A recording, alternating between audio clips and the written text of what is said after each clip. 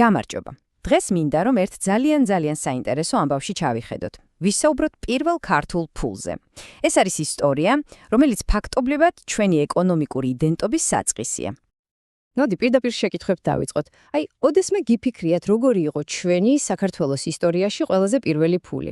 ოღონდ არა ქაღალდის კუპიურა, არამედ ნამდვილი ხელშესახები მონეტა. და პასუხი არის კოლხური თეთრი.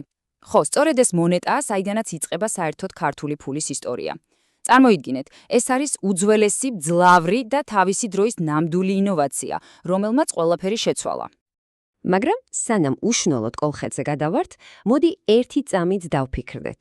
საერთოდ, საიდან გაჩნდა ეს იდეა მონეტა? ეს ხომ ციდან არ ჩამოვარდნილა, არა? სწორედ აქედან იწყება ჩვენი ამბის პირველი ნაწილი. ყველაფერი დაიწყო არა კოლხეთში, არამედ მისგან საკმაოდ შორს. შეხედეთ ამ თარიღებს. ყველაზე საინტერესო აქ ის არის, თუ რა სისწრაფედ ხდება ყველაფერი. საუკუნეების განმავლობაში ბარტერი, ანუ როცა საქონელს საქონელში ცვლიდნენ, ჩვეულებრივი ამბავი იყო. და უცებ ბრახ, ძვ-6 საუკუნეში ჩნდება მონეტები და კოლხეთიც ფაქტობრივად მაშინვე ერთვება ამ პროცესში. სად დაიწყო ეს ყველაფერი? ისტორია მიგვითითებს მცირე აზიისკენ, კონკრეტულად კი ლიდიის სამეფოსკენ, რომელიც სხვადასხვა თავისი ოქროთი იყო განთქმული. სწორედ აქედან იწყება ფულის ისტორიის სრულიად ახალი ერა. და რა იყო გამოსახული ამ პირველ ისტორიულ მონეტებზე? ეს ხომ უბრალოდ ლითონის ნაჭრები არ ყოფილა, არა? ლიდიელებმა თავიანთ მონეტაზე ლომი გამოსახეს, რომელსაც ბრჭყალებით თხა ეჭირა. ეს მათი ძალაუფლების სიმბოლო იყო.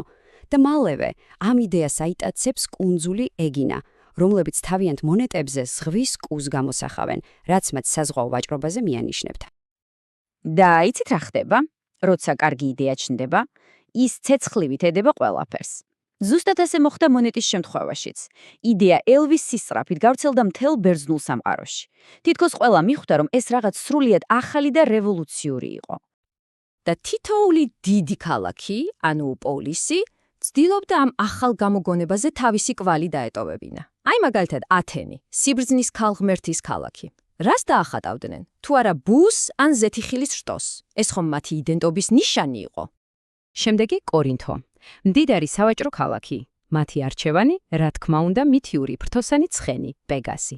ხედავთ, თითოეული მონეტა თავის ამბავს ყვება. და ბოლო მაგალითისთვის ვნახოთ ეფესო. მათ მონეტაზე ფუტკარია.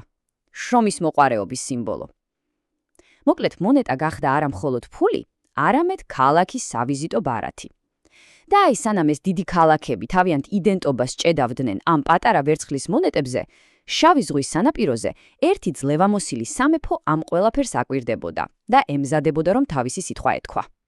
და სწორედ ამ დროს, როცა მთელი ბერძნული სამყარო ამ ახალი იდეითა მოცული, ჩვენი ამბავი ბრუნდება სახლში, ბრუნდება კოლხეთში. დადგა დრო, როცა საქართველოც ერთვება ამ დიდ თამაშში. ხო და მთავარი კითხვაც ეს არის, ამ ლომების, კუების და პეგაზების ფონზე რა ადგილი უკავია კოლხურ ხარს? ეს ხდება ზუსტად იმავე პერიოდში, ძველი წელთაღრიცხვით მე-6 საუკუნეში, ანუ როგორც კი მონეტების მოჭრა მსოფლიოში პოპულარული ხდება, კოლხეთის სამეფოც არ აყოვნებს და საკუთარი ფულის გამოშვებას იწყებს. რა დაარქვეს? კოლხური თეთრი. და რატომ თეთრი? ძალიან მარტივი მიზეზის გამო. მას სუფთა ვერცხლის განჭრიდნენ. და იცით რა არის ყველაზე საინტერესო? ეს სახელი თეთრი დღემდე ცოცხლობს ჩვენ სენაში და ჩვენი ფულის ერთეულსაც ქვია. წარმოიდგინეთ, რა უწყვეტი ისტორია. ეს მონეტები, რომლებსაც დღევანდელი საქართველოს ტერიტორიაზე პოულობენ, პირდაპირ მტკიცებულებაა იმისა, თუ რა აქტიური სავაჭრო ცხოვრება იყო აქ. ხოდამ თუ ლიდიას ლომი ყავდა, ათენს ბუ, კოლხეთმა თავის სიმბოლოდ ხარი აირჩია. და ეს არ იყო შემთხვევითი არჩევანი. ხარი ძველ სამყაროში იყო ნაყოფიერების, ძალის და სიმდიდრის უმნიშვნელოვანესი სიმბოლო. ეს იყო პირდაპირი განაცხადი. კოლხეთი ძლიერი და მდიდარია. კარგი, გასაგებია, მაგრამ მოდი უფრო ღრმად ჩავიხედოთ, რას ნიშნავდა სინამდვილეში ეს ყველაფერი. უბრალოდ ეკონომიკური ნაბიჯი იყო, თუ ამ პატარა ვერცხლის მონეტის უკან რაღაც ბევრად უფრო დიდი იმალებოდა. და მივედით ყველაზე მთავარ აზრამდე. საკუთარი ფულის მოჭრა ეს არ იყო უბრალოდ ტექნიკური პროცესი. ეს იყო პოლიტიკური განაცხადი. ეს ნიშნავდა, რომ შენ ხარ დამოუკიდებელი სუვერენული სახელმწიფო, რომელსაც შეუძლია საკუთარი ეკონომიკა მართოს და მეზობელ იმპერიებს, როგორც თანასწორმა, ისე ელაპარაკოს. და ეს ციტატა ვფიქრობ ყველაფერს თავის ადგილზე ალაგებს. ქართული ფულის ისტორია სწორედ კოლხური თეთრის მოჭრით იწყება. ეს არის საწყისი წერტილი. აქედან იწყება ყველაფერი. და სანამ დავასრულებთ, მინდა დაგისვათ ერთი შეკითხვა. თუ მაშინ იმ უძველეს სამყაროში მონეტა და მასზე გამოსახული სიმბოლო იყო სახელმწიფოს დამოუკიდებლობის და სიძლიერის ნიშანი, დაფიქრდით, რა სიმბოლოებია დღეს ჩვენს ფულზე და რას გვეუბნებიან ისინი ჩვენს დღევანდელ იდენტობაზე. აი ამაზე ღირს დაფიქრება.